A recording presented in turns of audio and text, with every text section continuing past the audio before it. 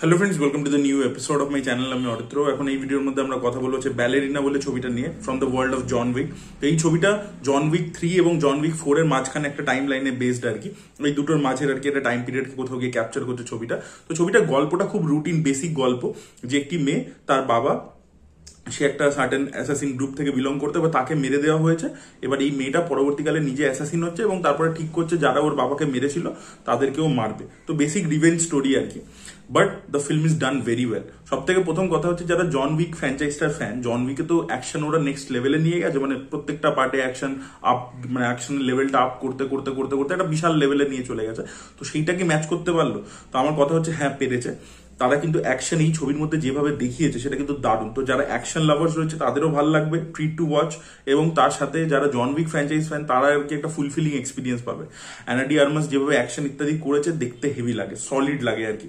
এবং স্পেশালি ক্লাইম্যাক্সের দিকে যেটা দেখবেন, ওরা দেখিয়েও ছিল ঝলক, যে ওয়াটার ভার্সেস ফায়ার এরকম একটা রয়েছে। একদিক দিয়ে মানে ফ্লেম থ্রোয়ার দিয়ে মারছিল, ফ্লেম থ্রোয়ার একদিক দিয়ে চলে, একদিক দিয়ে ওয়াটার চলে।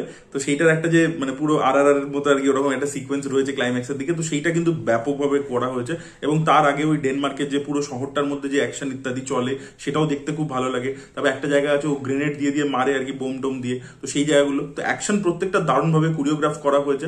এবং যেহেতু এখানে ব্যালেরিনা মানে একটা ডান্সিং এরও অ্যাঙ্গেল রয়েছে, তো কোরিওগ্রাফিগুলো, অ্যাকশন কোরিওগ্রাফিগুলো না ডান্সের মতো করে করা হয়েছে, লং টেক্স ইত্যাদি রেখে। তো অ্যাকশন কিন্তু ডেফিনেটলি ভালো, এটা সব থেকে প্রথম পজিটিভ।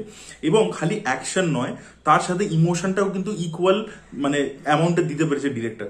মানে বারবার এই যে ওর পাস্টটা ওকে হন্ট করে বেড়াচ্ছে, ও চোখের সামনে ছোটবেলায় নিজের বাবাকে মরতে দেখেছিল, সেটা কি কিভাবে ওর সামনে চলে আসছে, কি কিভাবে মানে ও কাউকে একটা মারছে, সেটাতে ও গিল্ট ফিল করছে, সেই ব্যাপারটা। বা ও একজনকে এরকম মারতে গেছে, গিয়ে দেখছে সেও একটা বাচ্চাকে নিয়ে পালাচ্ছে, যেরকম ওর ছোটবেলায় ওর বাবা ওকে নিয়ে পালিয়েছিল। তো এই যে ব্যাপারগুলো বারবার ওর পাস্টটা ওকে হন্ট করতে করতে আসছে, সেই যে জিনিসটা আলটিমেটলি ওকে রিভেঞ্জ নিতে গেলে নিজের এই যে পাস্টের এটা, সেটাকে কোথাও গিয়ে ফিক্স করতে হবে আর কি ওই জিনিসটাকে। তো সেই ব্যাপারটা খুব সুন্দর করে দেখিয়েছে। তো ইমোশন তারপরে অ্যাকশন, ইমোশন অ্যাকশন, মানে ওই জিনিসটার ব্যালেন্সটা বা ব্লেন্ডটা খুব ভালো ডিরেক্টর করতে পেরেছে, সেটা খুব ভালো লেগেছে। অ্যানা ডি আর্মাসের পারফরমেন্সের মধ্যে যেটা হয়েছে সেটা হচ্ছে যে অ্যাকশন তো খুব ভালো করেছি, বাট তার সাথে এই যে একটা ভালনারেবিলিটি সেটা খুব সুন্দর করে ফুটিয়ে তুলেছে। মানে অনেক সময় হয় কি, মানে ফিমেল ওরিয়েন্টেড অ্যাকশন ফিল্মস তো হলিউডে প্রচুর হয়, কিন্তু অনেক সময় হয় কি অ্যাকশন করতে গিয়ে মানে একটা যে ফিমেল ক্যারেক্টারের যে ফেমিনিটি সেটা অতটা ভালোভাবে ফুটে আসে না। বাট এখানে কিন্তু সেই সাইডটাও ফুটে এসছে।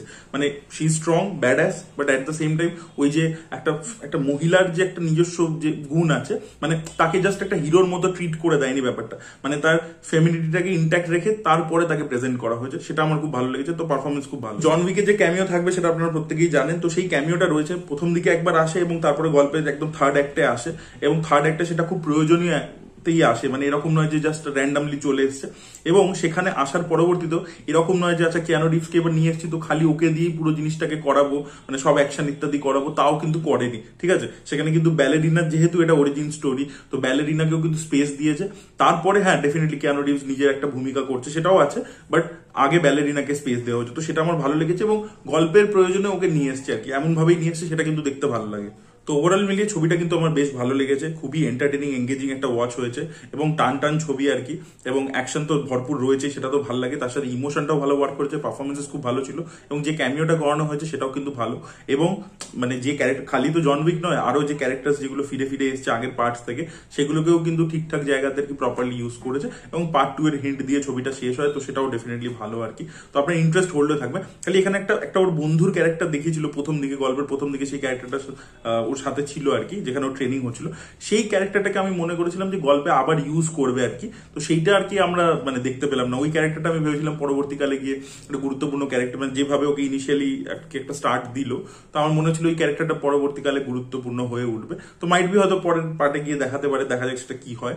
বাট ওই ক্যারেক্টারটাকে আমি দেখলাম যে কেন ইউজ করেনি। তো এছাড়া আমার কিছু নেগেটিভ লাগেনি, ছবিটা আমার খুবই ভালো লেগেছে। মানে কোনোভাবেই আপনি জন উইকে যদি ফ্যান হন, আপনার এই ছবিটা ডিসঅ্যাপয়েন্টিং একেবারেই লাগবে না। সো এটাই বলা ছিল। যদি আপনারা দেখেছেন ব্যালেরিনা, আপনাদের কি বক্তব্য অবশ্যই কমেন্টে জানাবেন। এই ভিডিওটা ভালো লেগে থাকলে লাইক করুন, শেয়ার করুন, চ্যানেলকে সাবস্ক্রাইব করতে ভুলবেন না। Bye bye.